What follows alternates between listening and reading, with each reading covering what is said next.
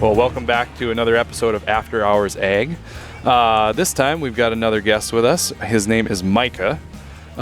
If you remember back, we had Toby McPherson on, and he was a crop duster. And we talked a little bit about crop dusting, and he talked about drones, and we're out here at the Mitchell Dakota Fest, and lo and behold, across the way, we have a drone sales for agriculture use, and Mike is, if I didn't say it, he's from Tenacity Ag. Thanks for being with us today, Micah. I appreciate you walking across the street and giving us the chance. So well, that's excellent. So before we launched into Tenacity and learning more about them, let's learn a little bit about you, Micah. Where'd you grow up? What was your path to being a part of Tenacity Ag? Yeah, no, that's good. It's a super young industry, so it's not like I have a 15 years ago, back in the day type intro here. But I'm 24 myself, and about the same age are the other two business owners with me. I come out of the Northwest Iowa location.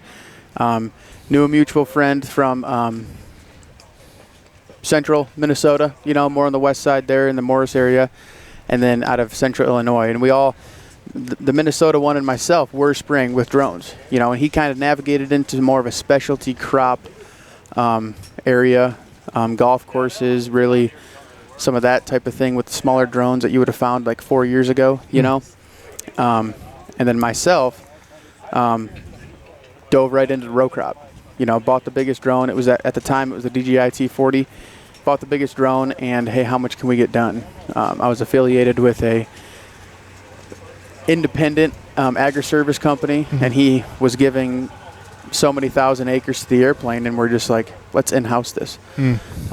So we got set up with two T40s, and I did that. That was probably 1 year, and him and I were talking out of Minnesota, and the one out of central Illinois, and we're like, it's the future. It was going like this as far as drone spraying goes, and then as new models would come out, it just got super practical in our minds. This is a low barrier to entry. This is a piece of farm machinery that farmers will put in their shed.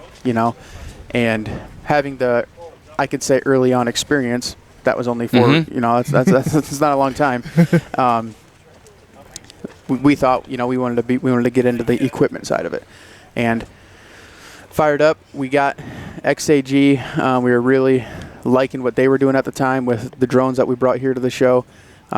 We also kept DJI on the dealership level. We just wanted to provide whatever you need. We think there's a true place for both brands of drones on a farm or a operation or a custom applicator. And so, here we are. We offer both, and we're kind of getting our fall outdoor show kicked off this year, and you guys found us. So that's awesome. Going on full year of 2 of the dealership. So year 2 of the dealership, and so you are one of the owners, right? I am. Yep. You are one of the owners. Yep. Okay, so before you got into drones, what did you go to college? Did you? What did you go to college for? No, I did not go to college. Oh, you did not? That was a good question. No, I did not go to college. I grew up on a farm. Okay. I actually moved away for a couple years out of the state, moved back in, and diving into the ag world, the agronomy side of things.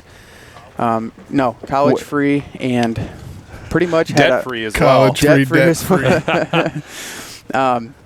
What did you guys farm? What did you grow up farming? Primarily hog and crop farm. Okay. Yep. So, lot of hours in sow units. There was a certain time, I want to say 12 years ago, we quit doing sows in Northwest Iowa, and our sow units are actually right around here, Mount Vernon and Salem. Okay. South Dakota area. So. Yeah, so grew up on a farm, started getting interested in drones, and getting interested in seeing the future. I think that automation as a unit, really agriculture is one of these spots where they want to innovate. Like the first RFID tags came for cattle. It wasn't Walmart. Yeah. It was cattle. Yep. It said we need to know, when are these cows eating? When are they coming in? Which cows are these cows? And so drones are another piece of that technology, that automation that that is pushing us forward. And so you've been in business for 2 years. You sell, is it 2 brands of drones right now? Yep. Main 2 are brand. XAG, is that correct? XAG and DJI. They keep it easy for you. Yeah. Three-letter acronym. So, And DJI is kind of more of a very, if you fly drones, if you've ever seen a drone, it's probably a DJI, at least consumerly, or privately, Exactly. I should say. You're going to know the DJI, they own the camera drone market. Yep. Exactly. Sure. yeah. So, when you started this business, when you looked around and you saw what does the competitive landscape look like as far as what you said you're dealing in selling them.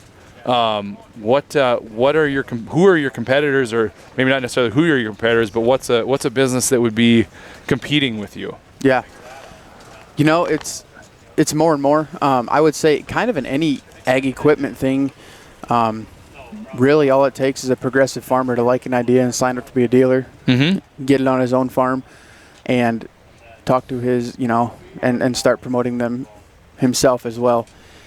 You're going to have that, but there are other competitors out there. The model we chose and that we're sticking to is this is farm equipment, and everyone has their farm tractor service dealer, Got this code pop up on my screen. I'm out trying to spray. What's the deal? Like a full support and service and parts center for these things, because when you invest in something like this, time is money. Keep it rolling. It's like your combine. It's like your air seeder. You're moving along. And to stay on and this just happened actually. A firmware comes out, and we see something that isn't quite compatible with a certain percentage of our customers. We hold off on that update, figure out what's going on, be like, all right, now let's update it. To just kind of be in the front end, being super in the know about not only what's here but what's coming, and kind of your experts in the area, is kind of what we shoot for. Oh, that's huge. If you're able to get in front of those firmware updates. I actually worked for Intelligent Ag for a number of years, and one of the most crippling things that ever happened to us was we had this access point, and it would provide a Wi-Fi network, and they had pushed out a firmware update without us knowing.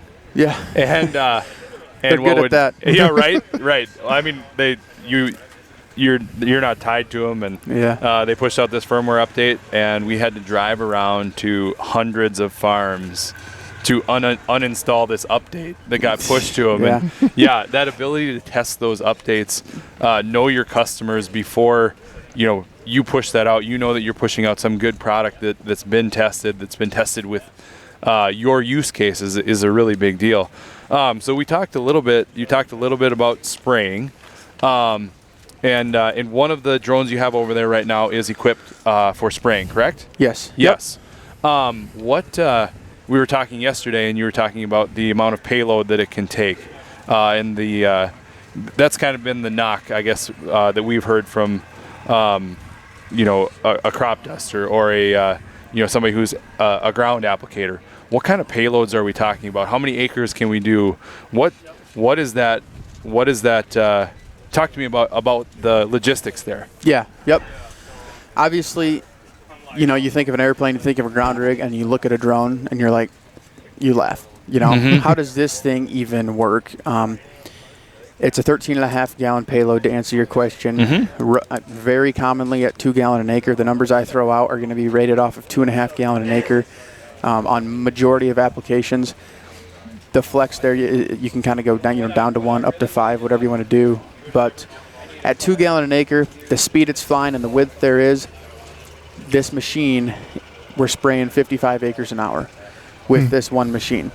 Now, a ground applicator is going to say, yeah, I do way more than that, and an airplane is going to be like, weak sauce, right? $40,000 investment and barrier to entry is super low, Now, where we really start talking is get 2 of these machines, you're at an $80,000 investment, and you can do 100 acres per hour. Now you're competing with ground rig type stuff. You have more flexibility when you're in the field, rain, whatever it is, and the airplanes can do a lot of acres per day, and that's all there is to it. Right. They do super well.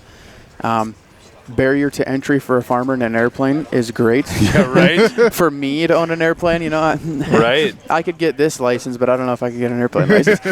So, and then your custom stuff, you know, if a farmer pays this thing off on his row crop acres, now he has an aerial application piece of equipment in his shed that he can use for drowned outs, his pasture work, his super custom things that he's tired of doing with his ground rig or can't get to, you know? Yeah. So it does open some doors for guys.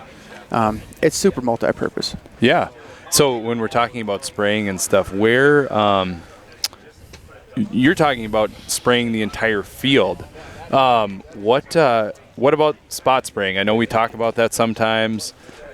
Is it where's the technology at in that right now? Yeah, that's actually what we get inquired most about. Guys walk by like say, hey, these spot sprayers are getting serious these days, you know, and that's what the drone industry used to be. We're tapping into very efficient row crop spraying now. So a drone 3 years ago was a spot sprayer or was a specialty acre, lake, golf course type sprayer. Now we're getting the row crop. So drone sprayers are known as spot sprayers. That capability is still there, is still where it's at. That fully customizable, fly it yourself, spray wherever you want is there. We're getting serious on the row crop acres per hour side now.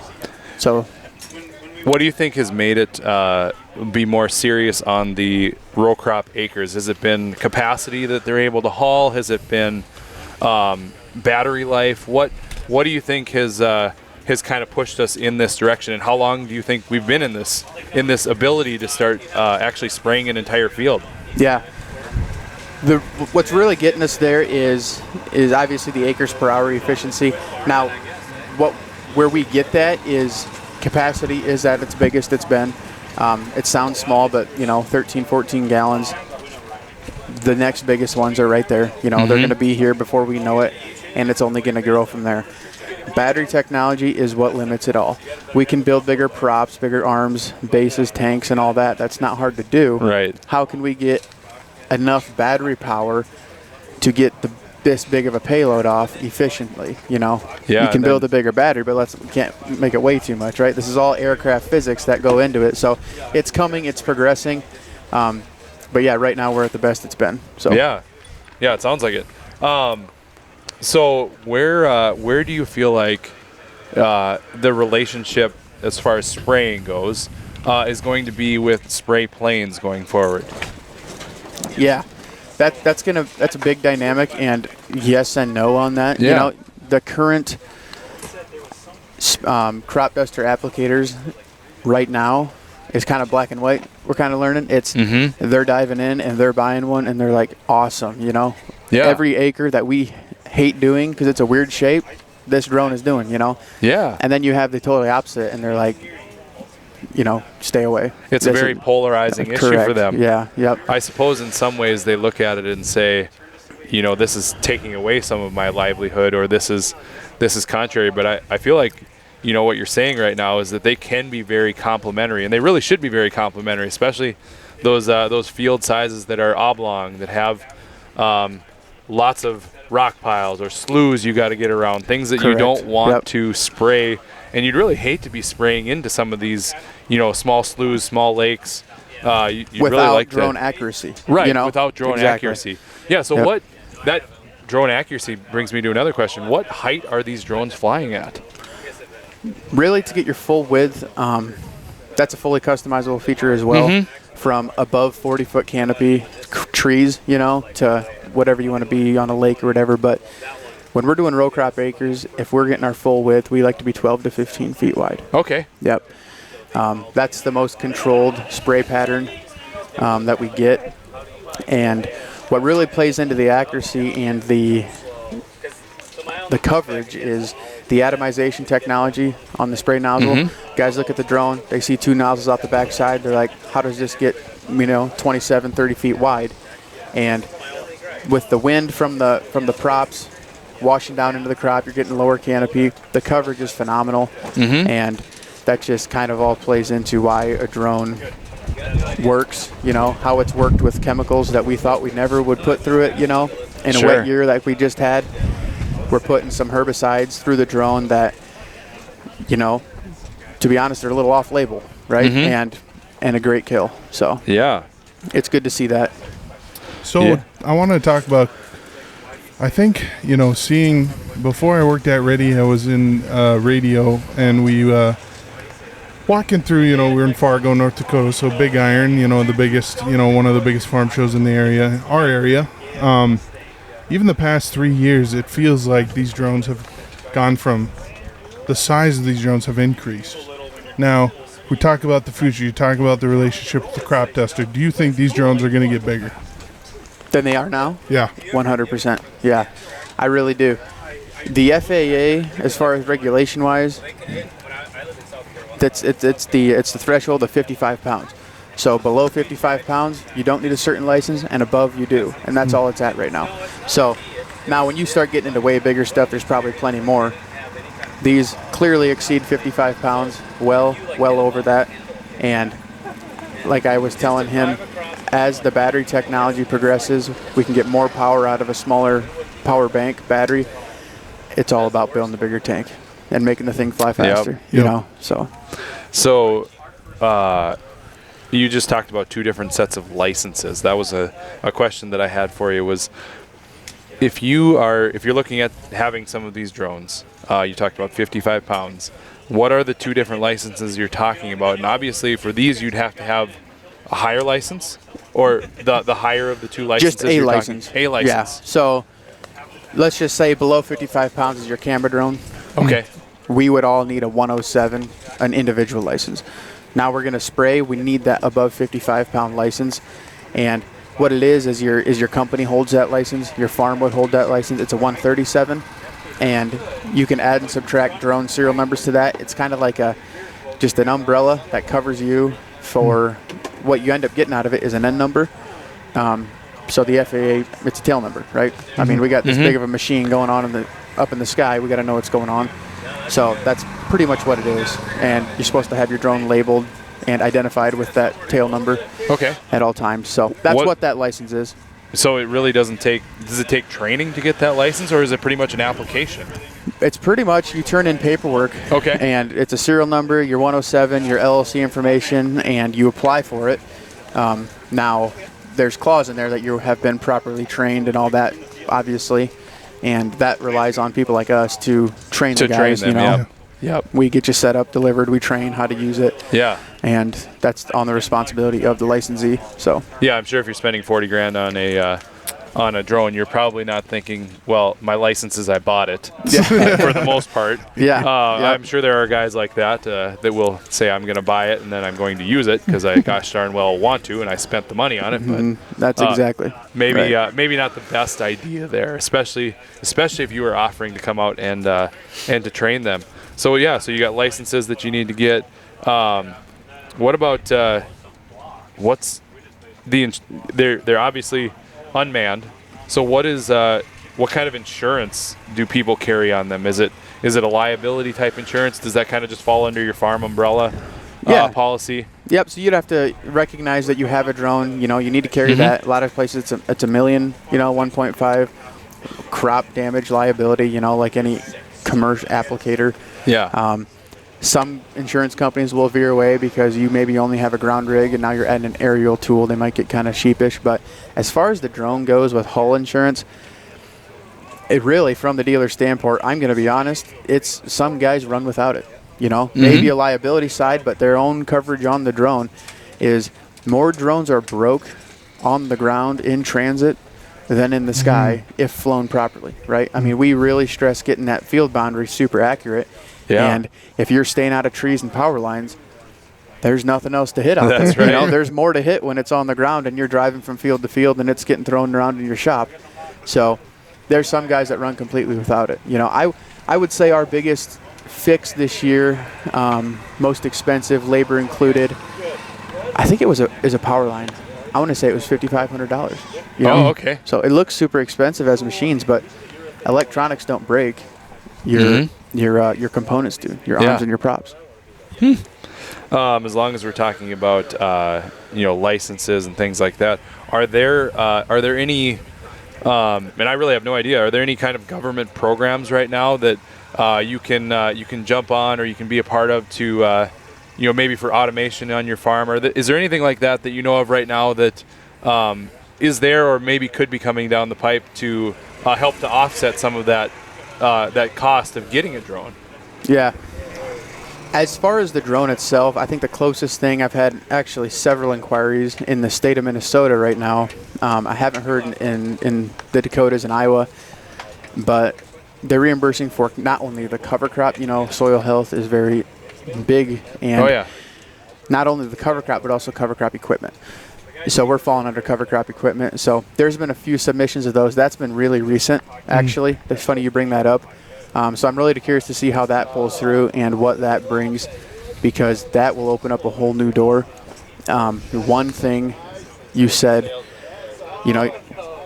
these drones are made in China, and government is kind of like oil and water a little bit, so they tread very softly. They're actually not the XAG, but the DJI brand. A lot of people kind of know is kind of going under fire in Congress right now. Yeah. And they are banned from, I wonder if it's DJI or all Chinese brands. They're banned from federal use.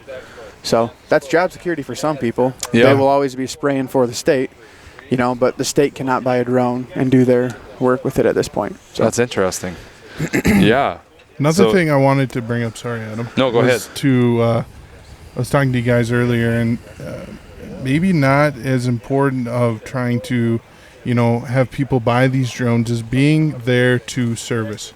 Because I was talking to you guys over there, and, things happen, problems happen, but it's, can you be that person to fix that problem fast? And I feel like that is something you guys are trying to do real well, and I think that's probably a good future path, is that parts and service aspect.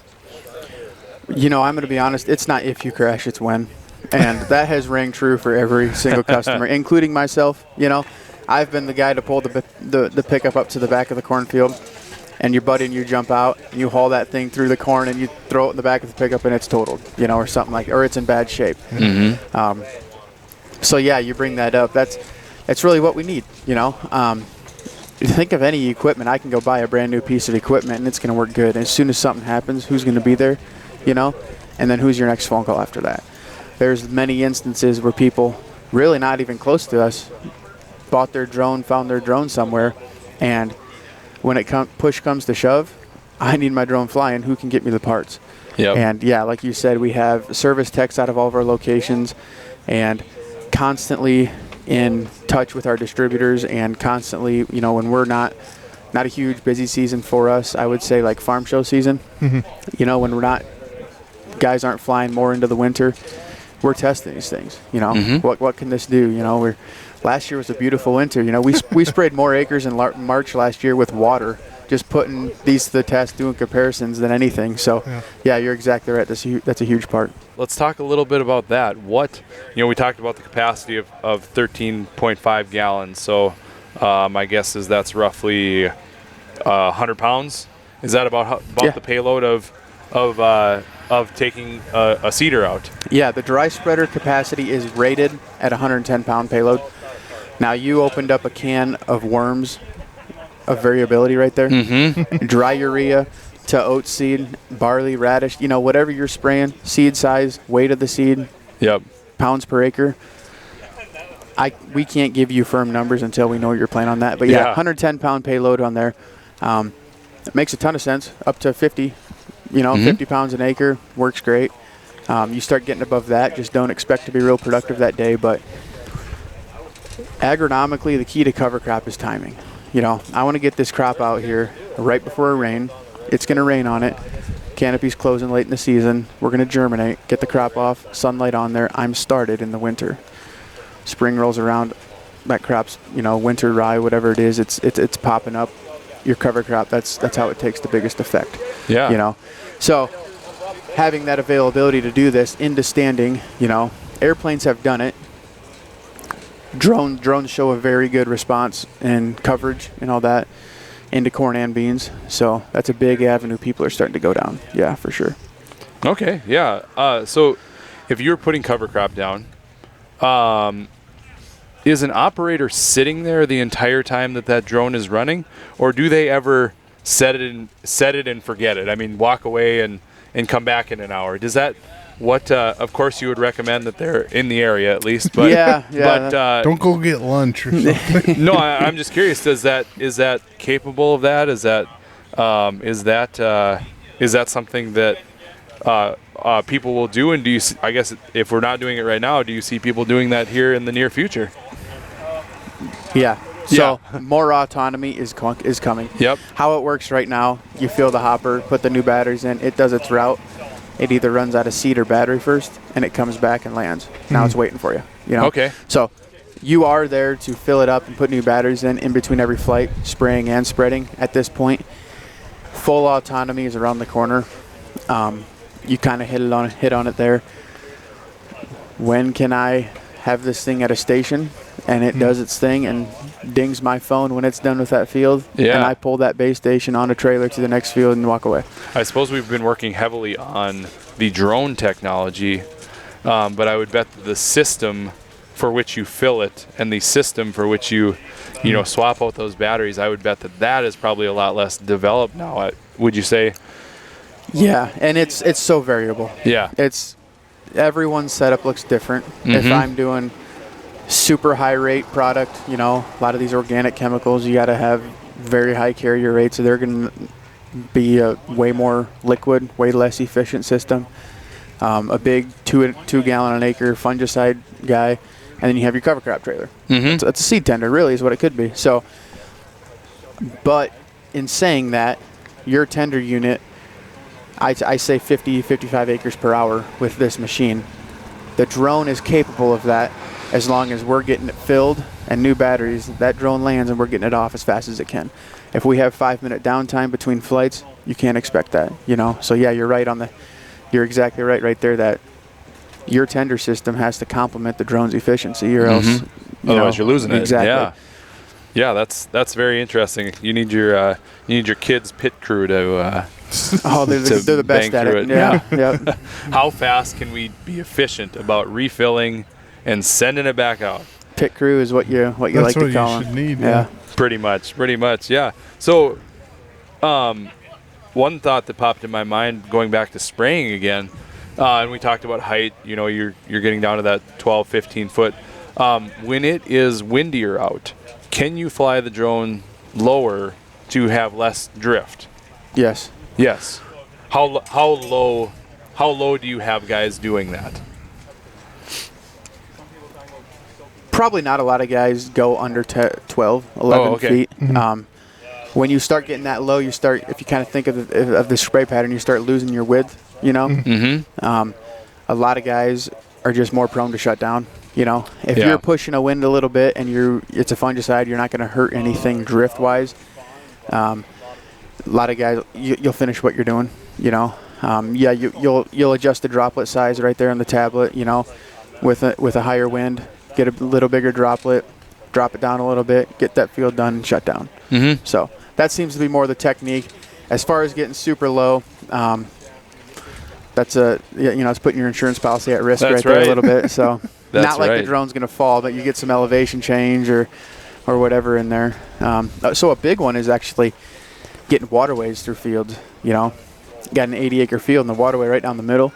If that waterway's super wide, and you're coming off of corn that's 9-10 feet tall, and that terrain foul is going to drop into that waterway, and it's going to have 9-foot corn right here, on the other side of that waterway. So as soon as it finds that, it's going to see it, but if you're dropped too low, you're going to go straight into that corn, and you'll either be making silage and get lucky or not lucky. Not lucky. So. Yep, probably a lot more not lucky. So we've seen a lot of in the past, 2-3 days here. I've seen a lot of action over at your booth, and lots of golf carts going by and then hitting the brakes and pulling on in. And so I'd like to know, say a guy comes up and he's like, I need this now. What does the full setup look like? Not just the drones, but all of everything we're doing here. Yeah. How I'm gonna if he talks to me, I'm gonna ask him his purpose. What are you doing here? Are you gonna do your 400 acres of pasture every year because you can't get to it with your 4-wheeler or side by side, or are you starting a custom application company and you're gonna get over as many acres as possible, and everything in between? And I truly think, we should bring that up a little later, that there is a fit for all of that, you know. He walks up, let's say he's a 2,000 acre farmer, and he has 5 neighbors that would give him their acres as well. So he's not worried about the acres. I'm going to get him a drone set up. The kit has 8 batteries, 2 chargers typically. I'm going to put a third one in that allows you to spray 24/7 and never catch up with charging. Get your cooling stations, your flight tablet, all that set up and ready to go. And now the tender setup is kind of up to them a little bit. We have a pickup bed tender here. It's called the Roadrunner. It's super convenient for the pasture work. That 400 acre pasture work guy, that he can drive down in a wanky area, and he's not pulling a tender. So if he's spraying a lot of row crop and he can be on the road, a lot of guys use their spray tender. You know, all you really need to add is a generator, right, to charge batteries. So I'm getting him set up with the drone itself, and then talking through what he would need for a tender setup and generator size. Generator size is a huge question.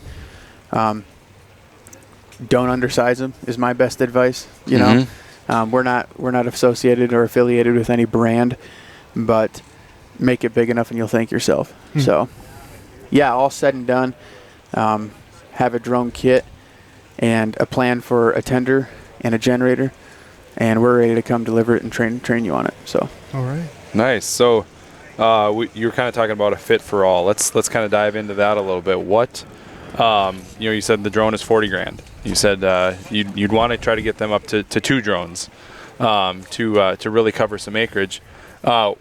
When does it make sense for, at how many acres are they spraying or applicating for the seeding?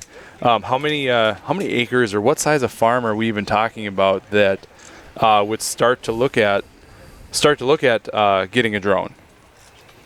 Or what would be your situation? Maybe you don't have a ground sprayer already, or yours is really old, and the next step up is a big one. What kind of situations would you start to say, hey, this would really make sense for you to really start looking at this?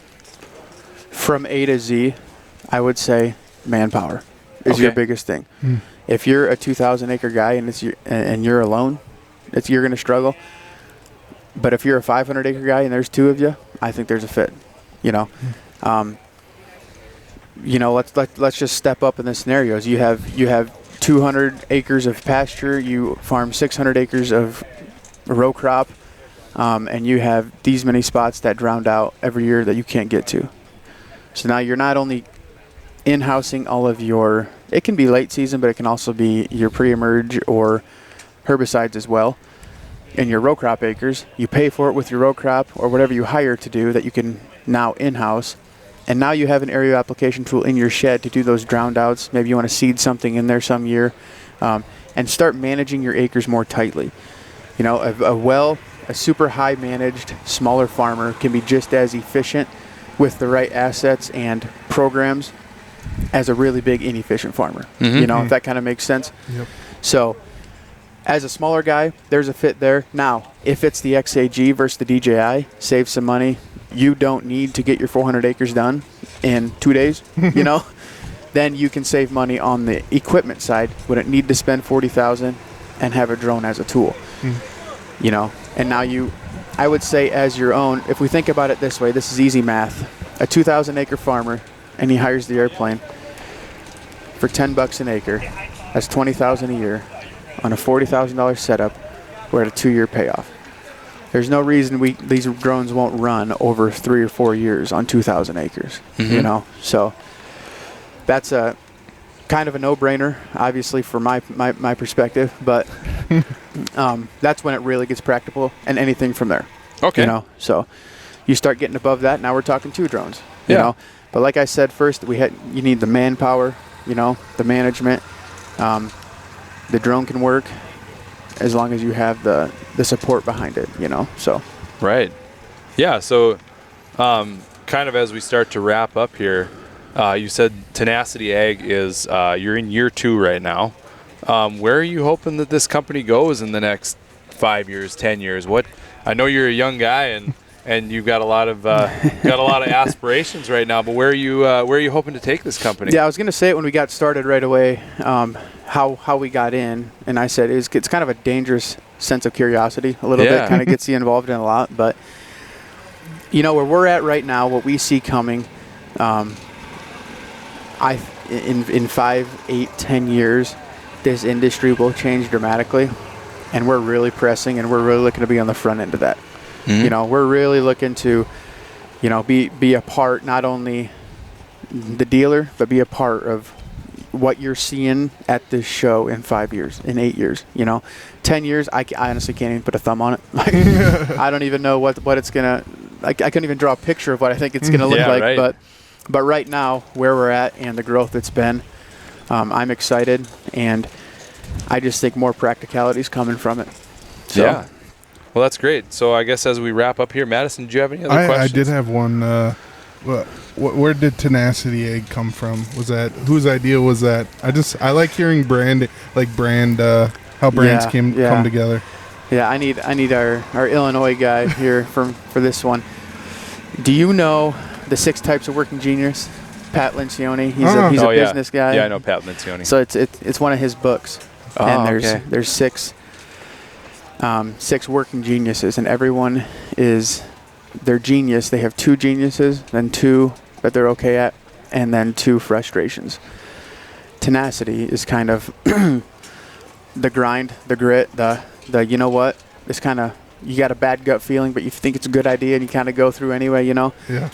That's what that means, and that's actually several people in the business there's a test you can take, and it tells you what your genius is. That's our genius. That's what we are strong in. So it's kind of interesting there. I like that question. Yeah. He could answer it way better, but that's where awesome. it comes from. So that is awesome. Yeah. Well, as we part now, Micah, anything that we didn't ask you that I hope we asked you most things that somebody who would be starting to look into it would be interested in. Anything that we didn't ask? No, we covered quite a bit. Yeah. Yeah. I mean, I would just like to say, give it with all the new coming out, give it a shot. How can I make it work versus, it's not for me, this looks neat, how can I work this into my operation? What we see a lot of times is it's the next generation. These guys are like, hey, I would love to get my son or grandson behind one of these things on our farm, and that actually, that's a large percentage of the conversations we have. And I like to look at my job as, I do all the sales, as kind of, how can we make this work? Like counseling into this method of operation in their farm. Probably a lot of what you guys do, really. Yeah, you kind of have to think out of a different angle, and it's non-traditional, but I really enjoy it. So. Oh yeah, you having that open mind to start penciling it out. If it doesn't make sense, it doesn't make sense. But have that open mind to say, hey, could this work for us? Yeah. And just start from there. Yeah. That's let the pencil tell me, not my tradition or whatever. Yeah. Right. Yep. Right. Yeah. Don't dump on an idea till you've actually dug into it. So. Yeah, we do demos out the wazoo. We do them all the time. I love them. You pull up to a different operation every day, and you're just like, how can we make this work? And some guys, like you said, it doesn't work, and the next guy, it works so well. That it just puts you in a good mood. So it's fun. So tenacityegg.com for more information. You got a bunch of you're on the socials, I would imagine. We are. Yep. Tenacity Egg. Shouldn't be too hard to find. I hope our marketing lady's doing her job. So. Yeah, I found your Instagram last night, so go give them a follow there. And another fun fact, if you're coming to Big Iron, they'll be there. Stop by at Big Iron. You guys will be there, right? Yeah, yes, we sir. are definitely there. That's one of our best hometown. shows. That's that is hometown. Yep. That's the home show. Yeah, we sleep in our own beds that time. So are you down by the concert usually? You got some big areas down there? Where's your booth? Is it different? Our booth is kind of over by the food court. Oh, yeah. Yep. Lots of traffic over there. That's I'll be there. Yeah. Food. Yeah, for sure. Everybody's got to eat. So anyway, well, thanks for coming on with us today, Micah. We had to rescheduled twice, I think, in trying to get to make this work. But I'm so glad we had you on. I think it's a great compliment. So if you haven't listened to the Toby McPherson episode, go back and listen to that. I think that these two really do complement each other. They do. Really do complement each other well. So thanks so much, Micah. And I appreciate the opportunity. We will look forward to seeing you at more shows. That's right. You will, for sure. So. All right. Thanks. Hey, everyone. Thanks for listening to this episode of After Hours Ag. If you really enjoyed it, make sure you hit that like button, subscribe, and helps us grow and helps us reach more people. And remember, there's still a future in farming, so let's get there together.